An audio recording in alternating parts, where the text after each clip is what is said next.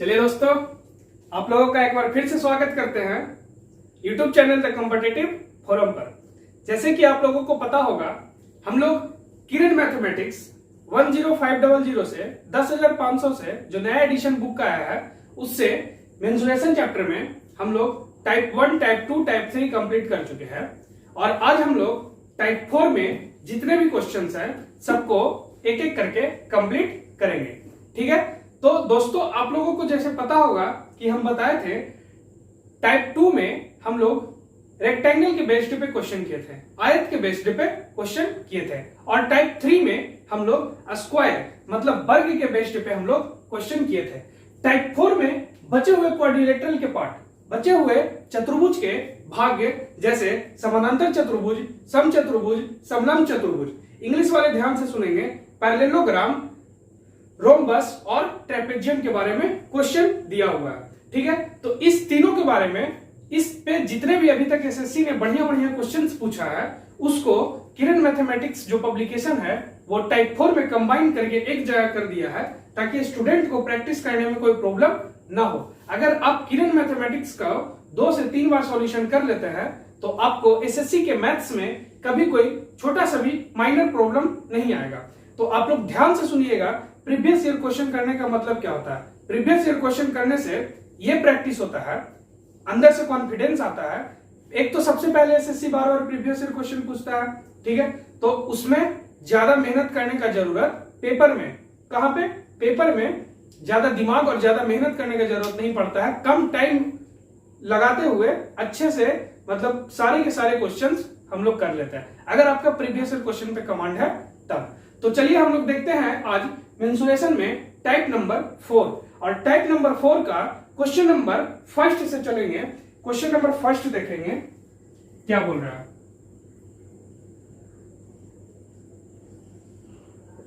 Question number first को पहले read करते हैं। बोल रहा है एक समांतर चतुर्भुज की भुजाओं का अनुपात 5:4 है, उसका क्षेत्रफल गिवन है 1000 वर्ग इकाई है, तो बड़ी भुजा पर तुंगता 20 इकाई है, तो छोटी भुजा पर तुंगता है, मतलब छोटी भुजा पर जो तुंगता है वो क्या होगा। तो दोस्तों आप लोगों को सबसे पहले क्वेश्चन में दिया हुआ चतुर्भुज यानी क्वाड्रिलेटरल वो है समांतर चतुर्भुज। समांतर चतुर्भुज के बारे में आपको बेसिक नॉलेज होना चाहिए। क्वेश्चन नंबर फर्स्ट है, इसीलिए आगे समांतर चतुर्भुज से रिलेटेड बहुत सारे क्वेश्चन इसमें दिए गए हैं, इसीलिए क्वेश्चन नंबर फर्स्ट में हम आपको समांतर चतुर्भुज के बारे में थोड़ा सा बेसिक बता देते हैं। आप लोग मेरे बातों को ध्यान से सुनिएगा। समांतर चतुर्भुज ये होता है, समांतर चतुर्भुज आयत के बेस्ड पे बने होते हैं, आयत के ही आधार पे बने होते हैं। बस आयत और समांतर चतुर्भुज में अंतर सिर्फ इतना ही है कि आयत अपना हर एक एंगल 90 डिग्री लेके आता है और समांतर चतुर्भुज अपना हर एक एंगल 90 डिग्री लेकर के नहीं आता है। ठीक है, दूसरी बात, समांतर चतुर्भुज और आयत में दोनों में समरूपता वाली चीज ये है कि उसके भी आमने सामने के भुजा बराबर होते हैं और इसमें भी आमने सामने के भुजा बराबर होते हैं। समांतर चतुर्भुज के आमने सामने के कोण भी आपस में बराबर होते हैं, और समांतर चतुर्भुज का क्षेत्रफल का फॉर्मूला होता है उसका बेस यानी उसका आधार, और जो उस समांतर चतुर्भुज का जो ऊंचाई होता है वो होता है। आप लोगों ने ध्यान से सुने होंगे, तो आप लोगों को इसमें 4 से 5 पॉइंट अभी हम बताए। अगर किसी को पॉइंट छूट गया तो फिर से बैक करके वीडियो को फिर से देख ले, आपको समझ में आ गया होगा। तो देखिए क्वेश्चन क्या बोल रहा है। क्वेश्चन ये बोल रहा है कि एक समांतर चतुर्भुज है, ये हो गया आपका समांतर चतुर्भुज, ये कभी भी 90 डिग्री का कोण नहीं बनाएगा और आयत हमेशा 90 डिग्री का कोण बनाता है। सबसे first difference between rectangle and parallelogram. Okay, इसके आमने सामने का भुजा बराबर होता है, ये हुआ समांतर चतुर्भुज और रेक्टेंगल का सिमिलर वाले बातें। ठीक है, दूसरी बात, आयत में हमेशा 90 डिग्री का कोण रहता है, इसमें हमेशा 90 डिग्री का कोण नहीं है, किसी भी कोण 90 डिग्री का नहीं होगा। आयत में आमने सामने का कोण तो बराबर होते हैं, इसमें भी आमने सामने का कोण आपस में बराबर होते हैं। इसका क्षेत्रफल का फॉर्मूला होता है, समांतर चतुर्भुज का एरिया का फॉर्मूला होगा आपका, ये बेस हो गया और इस पे जो हाइट आएगा वो होता है यानी बेस इंटू हाइट। क्लियर, ये हो गया आपका बेसिक पॉइंट। अब आते हैं हम लोग अपने क्वेश्चंस पे। क्वेश्चंस को देखेंगे तो बोला है कि उसकी भुजाओं का जो अनुपात है वो 5:4 है, मतलब ये अगर 5x है तो ये 4x है, तो ये भी 5x हो जाएगा, ये भी 4x हो जाएगा। ठीक है, उसके बाद बोला है उसका क्षेत्रफल, इसका एरिया जो दिया हुआ है 1000 वर्ग इकाई, इसका क्या है गिवन एरिया। ठीक है दोस्तों, ध्यान से सुनिएगा, जो जो क्वेश्चन में दिया हुआ है उसी को लेकर के चलते हैं। बड़ी भुजा पर तुंगता 20 इकाई है। बड़ी भुजा, तुंगता मतलब ऊंचाई, तुंगता का मतलब ऊंचाई। इसमें सबसे बड़ी भुजा कौन है? 5x है और एक 4x है। 5x और 4x में बड़ी भुजा ये है, तो इस पे जो तुंगता है वो किस पे है? बड़ी भुजा पर। तो बड़ी भुजा पर तुंगता ये हो गया, और इसका लेंथ दिया हुआ है हमारा 20 इकाई। इतना तक क्लियर दोस्त? अब हमसे पूछा है कि छोटी भुजा पर तुंगता, गर्मी बहुत है, छोटी भुजा पर तुंगता कितना होगा? छोटी भुजा का तुंगता ये हो गया। अगर इसी पैरेललोग्राम का समांतर चतुर्भुज का एक बार बेस ये मानते हैं और हाइट ये मानते हैं तो क्षेत्रफल निकल जाएगा। एक बार बेस ये मानते हैं और ये हाइट निकाल लेंगे तो हाइट से क्षेत्रफल निकल जाएगा। तो अब ध्यान से देखिएगा कि इसका base area equal to base into height. Base है 5x इंटू हाइट है 20 और एरिया दिया हुआ है हमारा 1000। एरिया तो दोनों के लिए बराबर होगा, इधर से भी निकालेंगे तो भी, इधर से भी निकालेंगे तो भी, क्योंकि यही तो एक पोर्शन है जिसका हमको क्षेत्रफल निकालना है और क्षेत्रफल हमको पता है 1000।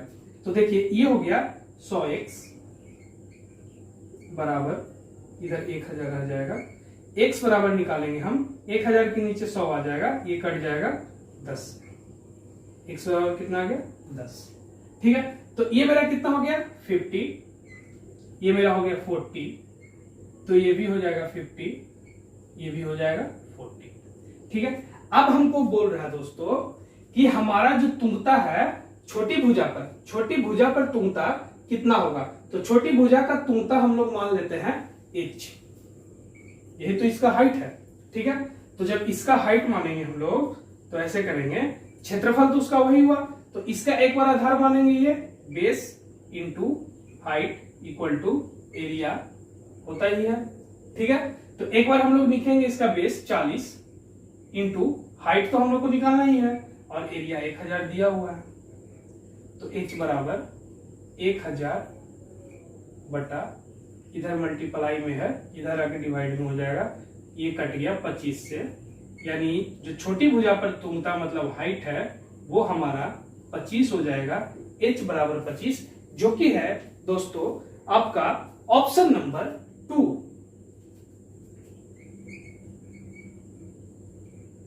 Option number 2। ठीक है दोस्तों, समझ में आपको आ गया होगा। बहुत ही अच्छा क्वेश्चन था और बहुत ही आसान क्वेश्चन था। ठीक है,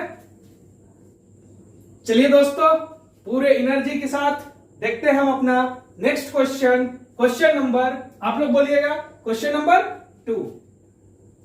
क्वेश्चन नंबर 2, क्वेश्चन नंबर 2 में बोल रहा है, अब देखिए हम आपको बताएं कि टाइप 2 में हम लोग देखे हैं आयत के बारे में, रेक्टेंगल के बारे में, टाइप 3 में देखे हम लोग स्क्वायर मतलब वर्ग के बारे में, और टाइप 3 में जो बचा हुआ क्वाड्रिलेटरल का पार्ट है, जैसे हमारा हो गया समानांतर चतुर्भुज, पैरेललोग्राम, रोम्बस, समचतुर्भुज, ट्रेपेजियम, समलंब चतुर्भुज। अब हम एक क्वेश्चन कर लिए समानांतर चतुर्भुज पर पैरेललोग्राम पे। अब अगला क्वेश्चन है हमारा, जो क्वेश्चन नंबर 2 है वो है हमारा समचतुर्भुज, मतलब उसको इंग्लिश में बोलते हैं रोम्बस। ठीक है, अब रोम्बस क्या होता है, रोम्बस के बारे में जानकारी नहीं रहेगा तो क्वेश्चन कैसे बनेगा। रोम्बस जो होता है वो स्क्वायर के बेस पे होता है। अंतर समझिएगा, स्क्वायर में हर एक एंगल 90 डिग्री का होता है, हर एक एंगल 90 डिग्री का होता है, लेकिन रोम्बस में एक भी एंगल 90 डिग्री का नहीं होगा। सिमिलरिटी देखिएगा क्या क्या है दोनों में, स्क्वायर का सारा साइड आपस में बराबर होता है, उसी तरीका से रोम्बस के सारे साइड यानी समचतुर्भुज के सारे साइड आपस में बराबर होते हैं। ठीक है, तो इन बातों को बेसिक से ध्यान से पढ़ने के लिए आप हमारे चैनल के साथ बने रहें। द कॉम्पिटिटिव फोरम पे आपको प्लेलिस्ट में मिलेगा ज्योमेट्री का बहुत ही बेहतरीन तरीका से वीडियो, जो बेसिक कॉन्सेप्ट से क्लियर किया गया है। आप वहां जाइए और बहुत ही शॉर्ट तरीका से, शॉर्ट रिवीजन में आपको अच्छा मटेरियल प्रोवाइड कराया गया है, जाइए और उसका लाभ उठाइए। ठीक है, तो चलिए हम देखते हैं नेक्स्ट क्वेश्चन। एक समचतुर्भुज का परिमाप 40 सेंटीमीटर है। ठीक है, चारों साइड इसका बराबर हो गया, एक भी एंगल 90 डिग्री का नहीं बनाया है। ठीक है, और इसका परिमाप हमारा दिया हुआ है 40। परिमाप कितना दिया हुआ है? 40। Okay okay. उसके बाद और इसका एक कोण का माप 60 डिग्री है। इसका माप 60 डिग्री है। ओके, ये भी ठीक है। तो इसका क्षेत्रफल क्या होगा? तो इसका क्षेत्रफल क्या होगा? अब आप इसमें क्या क्या सोच सकते हैं, तो देखिए, जो नहीं सोचे होंगे वो जरूर इस वीडियो को देख रहे होंगे। तो हम आपको बताते हैं कि अगर इसका परिमाप 40 सेंटीमीटर है, तो ये चारों साइड इसका आपस में बराबर है, तो चारों को बराबर बराबर पार्ट में दे देंगे। तो ये लेगा 10, ये लेगा 10, ये लेगा 10 और ये लेगा 10। क्यों दिए? क्योंकि परिमाप चारों साइड को आपस में जोड़ करके ही बनता है। ठीक है, उसके बाद देखिएगा, हमको इसका पूछा है पूरे का क्षेत्रफल। मान लीजिए कि ऐसे हम बीच में दे दिए, कोई दिक्कत? कोई दिक्कत नहीं। हम बीच से एक लाइन ड्रॉ कर दिए, एक डायगोनल इसका दे दिए, और यहां पे फॉर्म हुआ दो ट्रायंगल का। ठीक है, अब बताइए, ये 60 डिग्री ट्रायंगल में आपको बताया जा चुका है कि जब दो साइड बराबर होंगे तो दोनों एंगल आपस में बराबर होंगे। कोई दिक्कत नहीं। समचतुर्भुज में आमने सामने के कोण आपस में बराबर होते हैं, तो ये भी 60।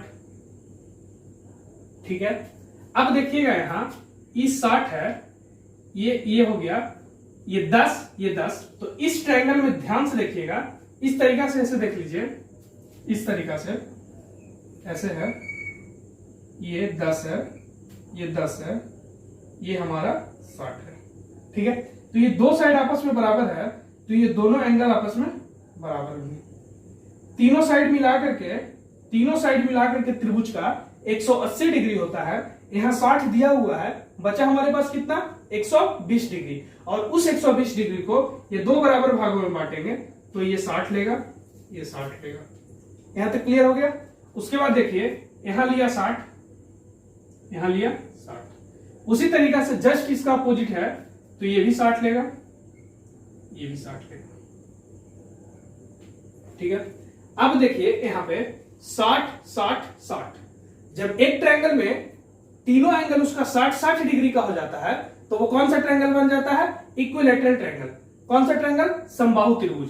तो ये भी समबाहु त्रिभुज बन गया, तो ये भी कितना हो जाएगा? 10, क्योंकि इसका दो साइड 10 है, तो तीसरा साइड भी ऑटोमेटिक 10 हो जाएगा। अब निकालना है इसका हमको एरिया, तो एरिया मतलब क्षेत्रफल। तो समबाहु त्रिभुज का क्षेत्रफल बराबर होता है फॉर्मूला √3/4 a²। √3/4 a², 10 का 10 गुना 10। ठीक है, इतना तक क्लियर? इसको काटेंगे हम 2 5, यहां से 5 5 5 जा 25√3। अब बोलिएगा, ये तो सिर्फ एक पार्ट का निकला है, और इसी का एक और त्रिभुज सेम इतना ही शेप का सिमिलर है ये त्रिभुज, तो उसका भी निकालेंगे हम, और दोनों को जोड़ देंगे, तो मेरा निकल जाएगा पूरे समचतुर्भुज का क्षेत्रफल। ठीक है, तो जोड़ेंगे क्यों? 2 से सीधे डायरेक्ट मल्टीप्लाई कर देते हैं, मेरा हो जाएगा क्षेत्रफल। 2 से इसमें मल्टीप्लाई कर देंगे, तो मेरा हो जाएगा 50√3। ये हो गया मेरा पूरे समचतुर्भुज का क्षेत्रफल, जो कि है आपका ऑप्शन नंबर 2। Option number 2। ठीक है,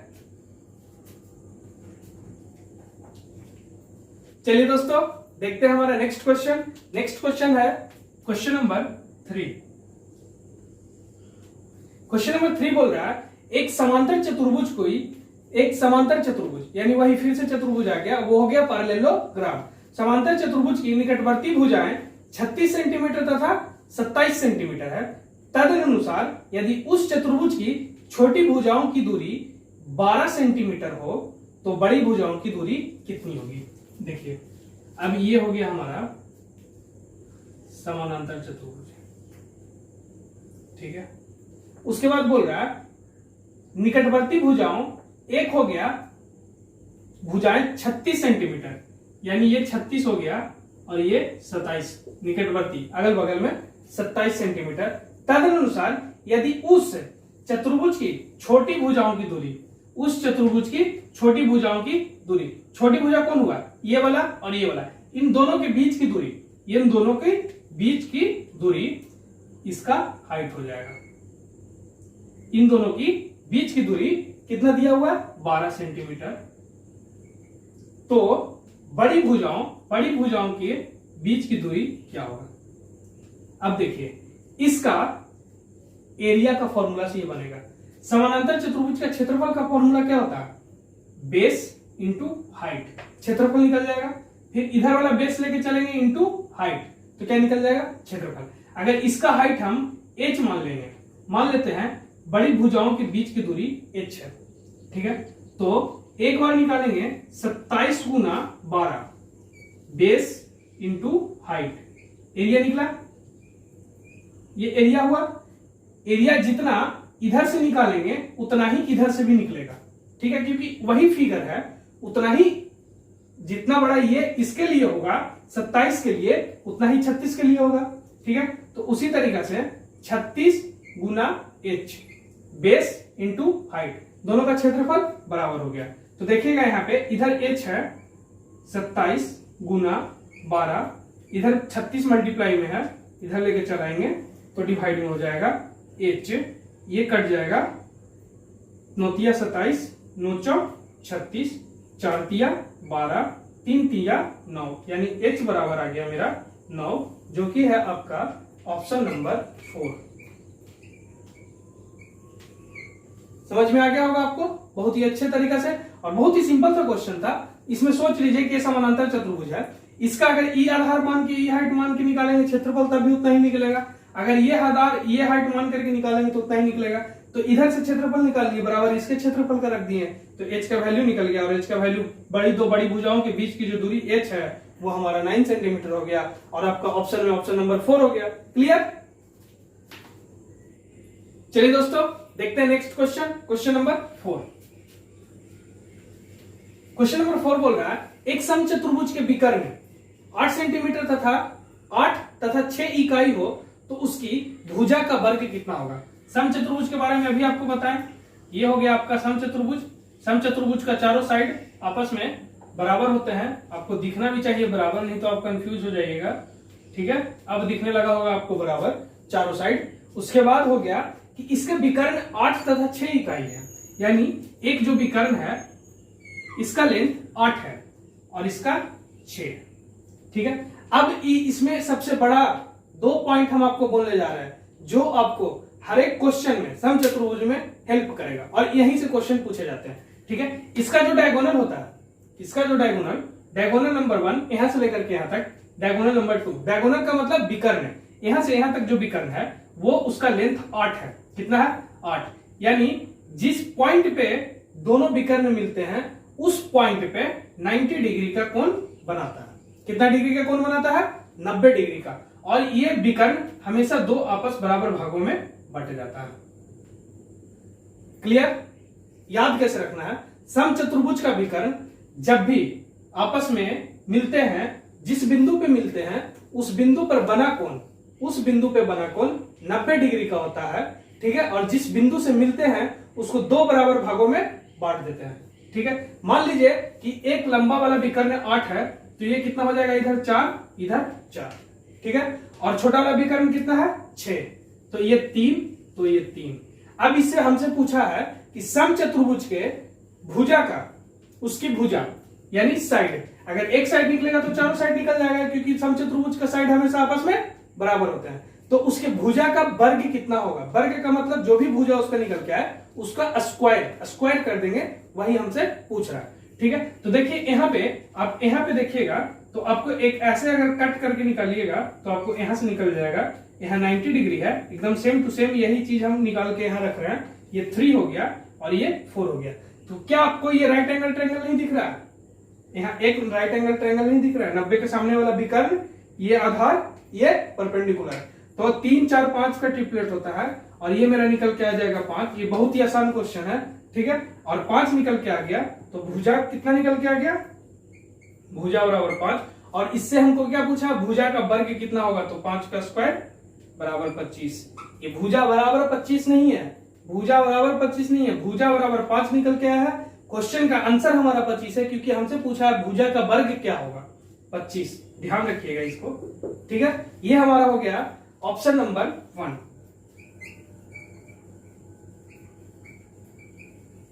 ओके, चलिए दोस्तों, अब फिर से देखते हैं हमारा नेक्स्ट क्वेश्चन, जो कि है question number 5। Question number 5, question number 5 बोल रहा है, यदि एबीसीडी एक आयत हो, एबीसीडी क्या है, एक आयत है, एबीसीडी एक आयत हो, आयत का मतलब सारा एंगल इसका 90 डिग्री, आमने सामने का भुजा आपस में बराबर। मान लीजिए ए बी सी डी, ठीक है। उसके बाद बोल रहा है P Q R S, P A B पर, क्वेश्चन पढ़ लीजिएगा, बी सी पर क्यू, इस पे आर और इस पे एस, मध्य बिंदु हो, तो पी क्यू आर एस का क्षेत्रफल बताए, पी क्यू आर एस। आप इसमें ध्यान रखिएगा कि किसी भी आयत में जब मध्य बिंदु से बने अंदर आकृति का क्षेत्रफल अगर हमसे पूछे, तो उसका जो क्षेत्रफल होगा वो पूरे बड़े वाले त्रिभुज, पूरे बड़े वाले चतुर्भुज यानी आयत के क्षेत्रफल का आधा होगा, क्योंकि मध्य बिंदु से मिला है, ठीक है। तो ये हमारा सीधा सा कॉन्सेप्ट है। आप इसको ऐसे समझ लीजिए कि अगर हमको किसी भी आयत के मध्य बिंदु से मिल करके, हर एक भुजा के मध्य बिंदु से मिल करके अंदर में अगर एक आकृति बनती है और उस आकृति का हमसे क्षेत्रफल पूछता है, तो वो क्षेत्रफल होगा हमारा, अगर एबीसीडी का पूरा क्षेत्रफल का आधा।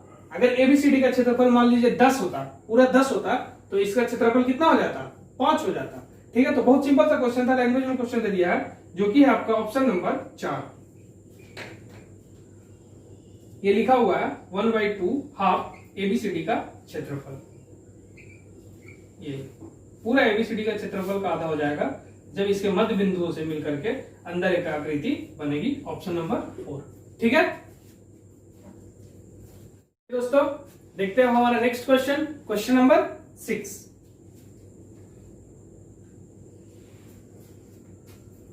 क्वेश्चन नंबर 6 बोल रहा है, एक समचतुर्भुज का क्षेत्रफल 216 सेंटीमीटर स्क्वायर है और उसके एक विकर्ण की लंबाई 24 सेंटीमीटर है, तदनुसार उस समचतुर्भुज का परिमाप कितना होगा। समचतुर्भुज, आइए पहले एक समचतुर्भुज बना लेते हैं। ये हमारा हो गया समचतुर्भुज, मतलब सारा साइड आपस में इसका बराबर, ठीक है। ये हो गया हमारा समचतुर्भुज, कहीं कोई दिक्कत नहीं है। चलिए फिगर पे मत जाइएगा, ठीक है। और इसका क्षेत्रफल हमारा दिया हुआ है 216 और इसका एक विकर्ण की लंबाई, पूरे विकर्ण की लंबाई दिया हुआ है 24, ठीक है। तो पूछ रहा है कि उस समचतुर्भुज का परिमाप क्या होगा। परिमाप कब निकलेगा, जब इसका साइड निकलेगा, और इसका साइड निकलेगा तो हम चारों साइडों को आपस में जोड़ देंगे तो हमारा परिमाप निकल जाएगा।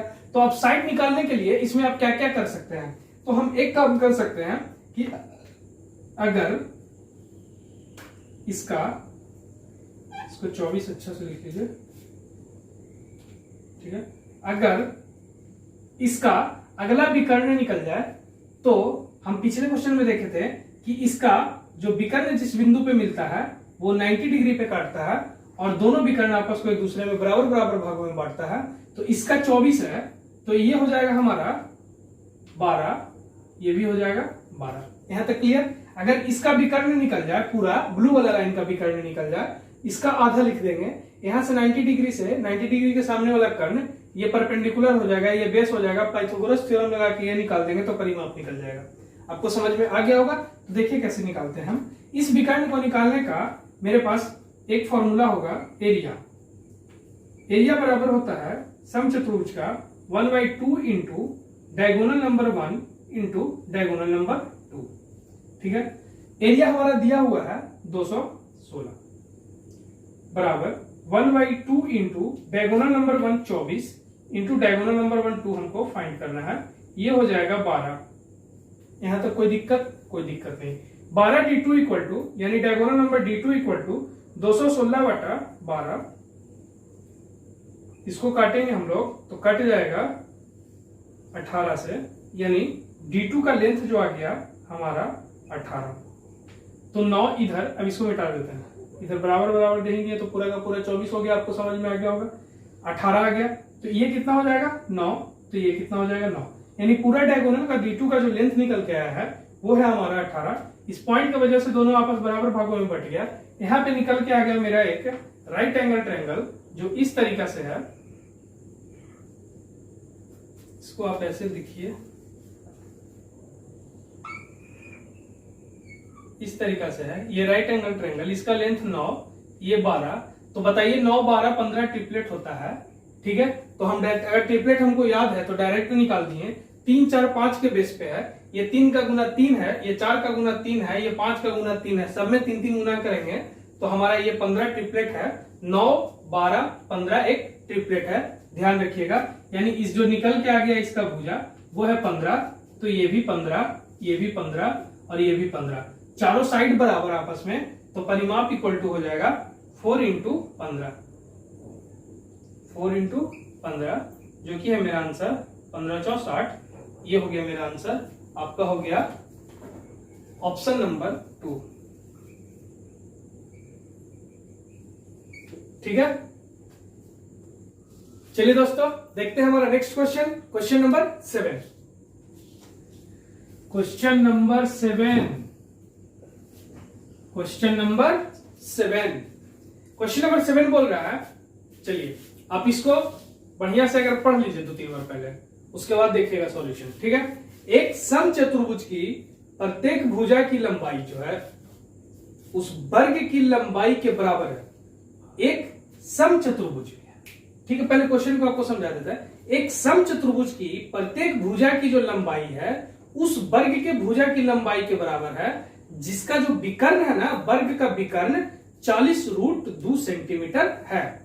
तदनुसार उस समचतुर्भुज के विकर्णों की लंबाई 3:4 के अनुपात में हो तो उसका क्षेत्रफल कितना सेंटीमीटर स्क्वायर होगा। यानी देखिए आप, ये जो हमको दे रहा है ये समचतुर्भुज, इसके बारे में बोल रहा है कि इसका जो भुजा की जो लंबाई है ना, इसका जो भुजा की लंबाई है वो इस वर्ग, मान लीजिए कि एक वर्ग है, इस वर्ग के विकर्ण के लंबाई के नहीं, इसी वर्ग के भुजा के बराबर है, उस वर्ग की भुजा की लंबाई के बराबर है। इस समचतुर्भुज का जो भुजा है इस वर्ग के भुजा के बराबर ही लंबाई इसका भी है, लेकिन इसका विकर्ण का लेंथ दिया हुआ है हमको, विकर्ण का लेंथ दिया हुआ है 40√2।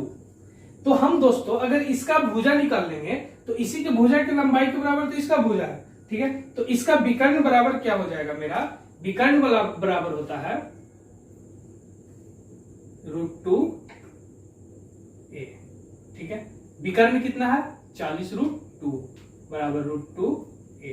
इस √2 से √2 कट गया, a मतलब साइड, यानी भुजा बराबर मेरा क्या आ गया, a मतलब साइड, भुजा बराबर आ गया मेरा 40। यहां तक क्लियर। यानी जब इसका 40 आ गया तो ये भी 40 का हो गया। कोई दिक्कत है यहां तक? कोई दिक्कत नहीं। अब आइए हमारे नीचे क्या लिखा हुआ है, तदनुसार यदि उस समचतुर्भुज के विकर्ण, उस समचतुर्भुज के विकर्ण 3:4 के अनुपात में है, यानी ये जो विकर्ण है, एक विकर्ण ये है, एक विकर्ण ये है, ये 3:4 के अनुपात में है। तो आपको पता होगा कि ये हमेशा 90 डिग्री समचतुर्भुज में विकर्णों को जिस बिंदु पे विकर्ण मिलते हैं उस बिंदु पे बने हुए एंगल, उस बिंदु पे बने हुए कोण हमेशा 90 डिग्री के होते हैं, और उस बिंदु से दोनों विकर्ण आपस में एक दूसरे को बराबर बराबर भागों में बांटता है। अगर ये पूरा लेंथ 4 इकाई है तो ये 2 इकाई और ये 2x। कोई दिक्कत? अनुपात में है, x मान लीजिए, ठीक है। उसके बाद एक 3 है तो ये 3/2 हो जाएगा, आधा, तो ये 3/2 हो जाएगा x, ठीक है। अब हमको पूछा है कि इस समचतुर्भुज का क्षेत्रफल ज्ञात करें, तो कैसे ज्ञात करेंगे? तो देखिए ये 90 डिग्री के सामने वाला हाइपोटेनस, ये दोनों को जोड़ देंगे तो ये हो जाएगा, तो 2x का स्क्वायर प्लस 3/2x का स्क्वायर बराबर 40 का स्क्वायर। पाइथागोरस थ्योरम लिख दिए, P square plus B square बराबर एच स्क्वायर। ठीक है, तो 2x का स्क्वायर कितना हो गया 4x square plus 9x 9/4 x square बराबर 40 का स्क्वायर कितना हो जाएगा 1600। यहां तक कोई दिक्कत नहीं। उसके बाद ये हो गया, इसके नीचे कुछ नहीं है तो 1, इसका एलसीएम लेंगे तो 4, 4x square plus 9x square बराबर 1600। ठीक है, ये जाएगा उधर मल्टीप्लाई हो जाएगा 4x स्क्वायर प्लस ऐसे लिख लेते हैं डायरेक्ट, नहीं हाँ 4 ये 16x स्क्वायर हो जाएगा, क्योंकि इससे भाग देंगे तो 4 आएगा, 4 ऊपर में मल्टीप्लाई हो जाएगा 16x square plus 9x square 25x square equal to 1600 गुना 4। यहां तक कोई दिक्कत नहीं। x स्क्वायर बराबर 1600 गुना 4/25, इधर 25 मल्टीप्लाई में इधर डिवाइड में आ गया। यहां से यहां तक कैलकुलेशन है, आपको समझ में आ गया होगा। उसके बाद देखिएगा आगे आइए, इधर x स्क्वायर है, उधर में करेंगे x का वैल्यू निकालने के लिए, तो इधर रूट में चला जाएगा, ये हो जाएगा 1600 गुना 4/25। 1600 को बाहर करेंगे तो ये कितना हो जाएगा x इक्वल टू 40 इंटू 2/5, ये हो जाएगा 8×5 = 40, x इक्वल टू आ जाएगा मेरा 16।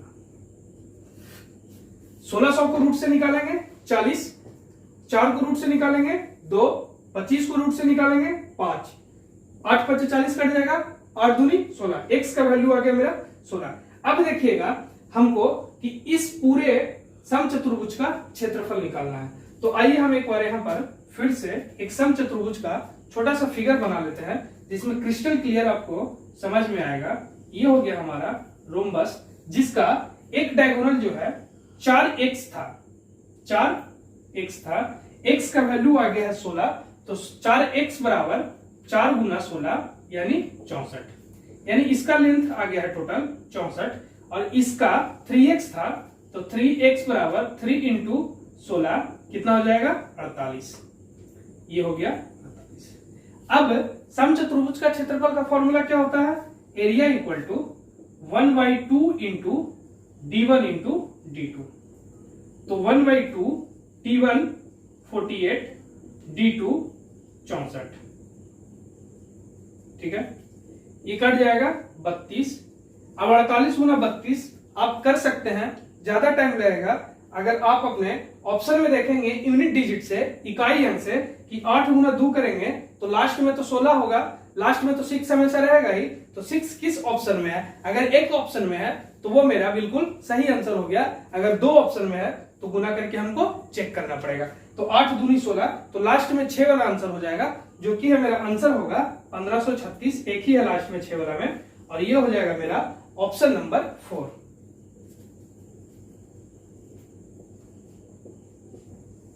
ठीक है, चलिए दोस्तों अब देखते हैं हमारा नेक्स्ट क्वेश्चन। क्वेश्चन नंबर है 8। क्वेश्चन नंबर 8 जो है वो अब नए चतुर्भुज के बेस्ट पे है।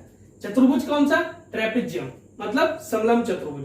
समलंब चतुर्भुज बोल रहा है एक समलंब चतुर्भुज की 2 समानांतर भुजाओं को लंबाइयां 6 सेंटीमीटर है और 8 सेंटीमीटर है, यदि समलंब की ऊंचाई 4 सेंटीमीटर हो तो उसका क्षेत्रफल कितना होगा। देखिए, समानांतर चतुर्भुज किसको बोलते हैं, इसका 2 साइड हमेशा आपस में पैरेलल होता है, ठीक है, और 2 साइड हमेशा अनपैरेलल होता है। ठीक है, कोई दिक्कत नहीं।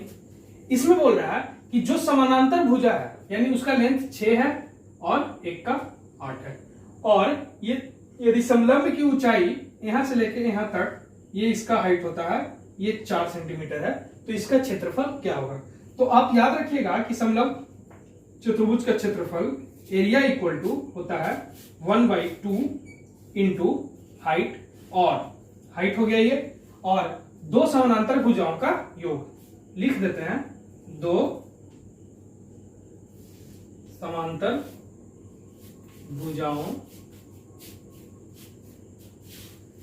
का योग। ठीक है, ये हो गया 1/2। इसका हाइट कितना हो गया 4। ठीक है, और इंटू दो समानांतर भुजाओं का योग कितना हो गया 8 6 14। ये 2 कट गया, ये 14 कहां से आपको समझ में आ गया होगा, 6 + 8 14, 14 दूनी 28, यानी इसका एरिया निकल के आ गया 28 सेंटीमीटर स्क्वायर, जो कि है आपका ऑप्शन नंबर 2।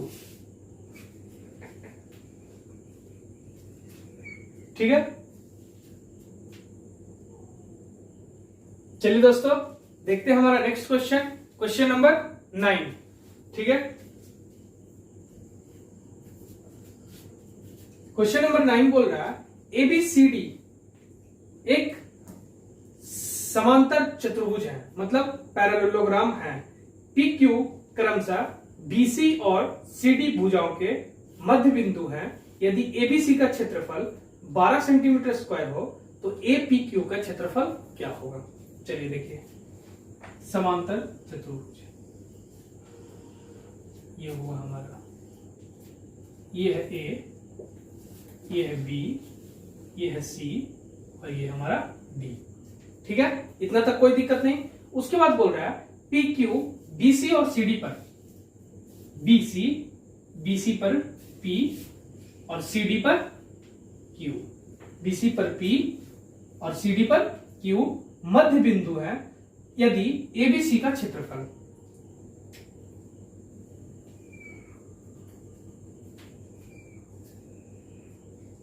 यदि ABC का क्षेत्रफल 12 सेंटीमीटर स्क्वायर हो तो APQ का क्षेत्रफल कितना होगा।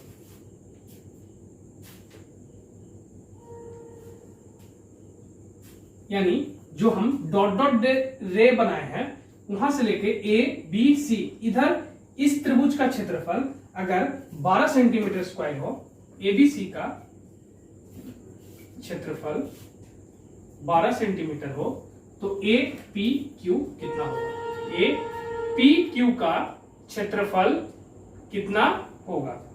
तो आप ध्यान से देखिएगा यहाँ पे कि ये जो डायगोनल है जो डॉटेड रे में है, इससे इस समांतर चतुर्भुज को दो बराबर भागों में बांट रहा है।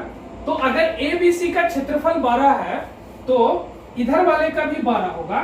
ठीक है, यानी दो बराबर, इसका समांतर चतुर्भुज का जो विकर्ण होता है वो दो बराबर भागों में बांटता है।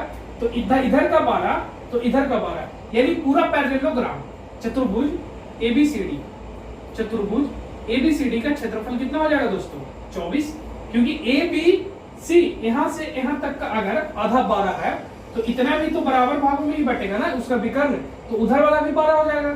तो 12 12 12 24, यानी पूरा ABCD का पार्ट 24। लेकिन हमसे पूछा है कौन सा क्षेत्रफल, अब इसको आप हटा दीजिए, क्रिस्टल क्लियर समझना है, कोई कंफ्यूजन नहीं रखना है, तो इसको हम मिटा दिए। ठीक है, अब हमको मिल गया क्या ABCD, पूरे समानांतर चतुर्भुज का क्षेत्रफल 24, कोई दिक्कत नहीं। हमको निकालना है APQ का। ठीक है, अब देखिए यहां पे अगर हम ऐसे कर देते हैं, मिड पॉइंट है,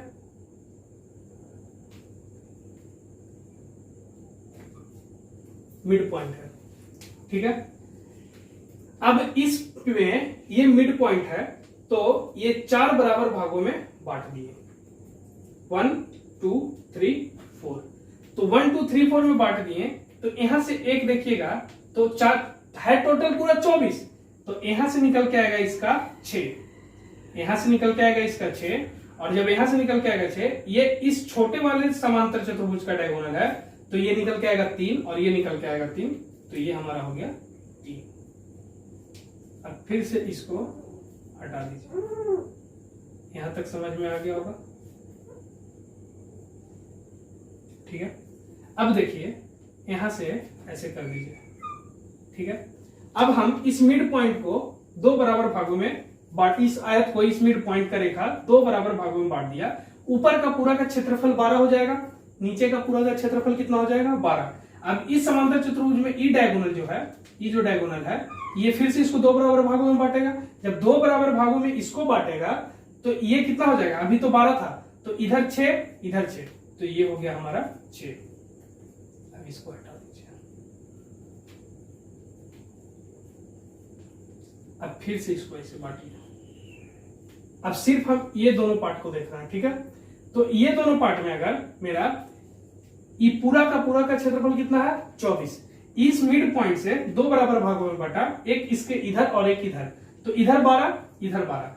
अब इस 12 में ये डायगोनल कौन सा डायगोनल, ये डायगोनल इसको दो बराबर भागों में बांटेगा, तो ये कितना ले जाएगा, 12 था, ये ले जाएगा 6 और इसको देगा 6, ठीक है। अब देखिए, अब आपको तुरंत समझ में आ जाएगा, ये पूरे का क्षेत्रफल कितना है 24 और इसका क्षेत्रफल कितना आ गया 6, इसका क्षेत्रफल कितना आ गया 3 और इसका क्षेत्रफल कितना आ गया 6। तो बचा हुआ पार्ट एपीक्यू का क्षेत्रफल अगर हम एबीसीडी के क्षेत्रफल में से घटा दे, ये जोड़ करके, तो ये निकल जाएगा कि नहीं निकल जाएगा।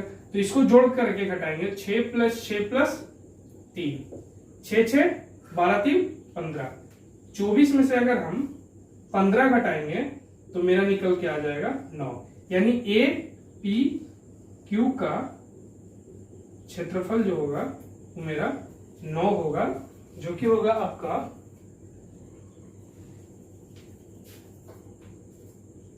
Option number 3। बहुत ही सिंपल क्वेश्चन है, उसको पार्ट बाई पार्ट डिवाइड करते जाइए, ठीक है। चलिए दोस्तों, देखते हैं हमारा next question, question number 10। Question number 10 बोल रहा है, एक समांतर चतुर्भुज की भुजाएं एक 60 मीटर और 40 मीटर है और उसका एक विकर्ण 80 मीटर लंबा है। ये देखिए, ये है एक 60 मीटर और एक 40 मीटर और इसका विकर्ण आ गया 80 मीटर। तो इसके सामने वाला भी साइड 60, इसके सामने वाला भी साइड 40 और इसका क्षेत्रफल हमसे पूछा है, तो कैसे निकलेगा। अरे तो बहुत सा सिंपल सा क्वेश्चन है, समझे। देखिए कैसे निकलेगा, इसमें और दूसरा तरीका है ये नहीं निकालने का। ये एक ट्रायंगल हो गया, ये एक ट्रायंगल हो गया, तीनों का साइड, एक का साइड, दो का साइड, तीसरा का साइड, ये वाला कॉमन है, इस ट्रायंगल में भी रहेगा। तो एक का हीरोन्स फॉर्मूला से निकाल लीजिए और 2 से गुना कर दीजिए, मतलब एक पार्ट का क्षेत्रफल दूसरा पार्ट का भी क्षेत्रफल उतना ही होगा। एक का निकाल करके दूसरा से जोड़ दीजिए या 2 से गुना कर दीजिए। हीरोन्स फॉर्मूला क्या होता है, देख लीजिए आप, s इंटू s माइनस ए, s माइनस बी और s माइनस सी, ये हो गया। s बराबर हमारा क्या होता है, त्रिभुज का परिमाप बटा 2, पेरीमीटर बाई 2, ठीक है। और a हमारा होता है त्रिभुज का वन साइड, b त्रिभुज का दूसरा साइड, c त्रिभुज का तीसरा साइड। इसमें 2 त्रिभुज है, तो एक बार क्षेत्रफल निकाल के उसको 2 से गुना कर दीजिएगा, आपका आंसर हो जाएगा। हम इस क्वेश्चन को बनाएंगे नहीं, आपका आंसर का वेट करेंगे और आप क्वेश्चन नंबर 10 का आंसर बना करके कमेंट बॉक्स में डालिएगा, ठीक है। हमको नहीं पता इसका आंसर कितना आएगा, बनाने पे पता चलेगा, लेकिन अब हम इस क्वेश्चन को नहीं बनाएंगे क्योंकि बहुत ही सिंपल क्वेश्चन है। हीरोन्स फॉर्मूला का अप्लाई क्लास 6-7 से स्टार्ट हो जाता है, आपको इतना तो आता ही होगा। आप इस क्वेश्चन को सोल्व कीजिए, ठीक है, और अपना आंसर कमेंट बॉक्स में दीजिए। और अगर अभी तक पूरे वीडियो के बारे में आपको जानकारी नहीं है, टाइप 1, टाइप 2, टाइप 3 के बारे में, तो आपको डिस्क्रिप्शन बॉक्स में मेंसुरेशन चैप्टर का प्लेलिस्ट मिल जाएगा, आपको वहां से लिंक मिल जाएगा, आपको वहां से जाकर के आप देख सकते हैं। पूरा क्वेश्चन आपको डिटेल इसी तरीके से एनालिसिस किया गया है, ये क्वेश्चन सिर्फ आपके लिए है, ठीक है। धन्यवाद दोस्तों, अपने दोस्तों में शेयर करते रहें, ठीक है, धन्यवाद।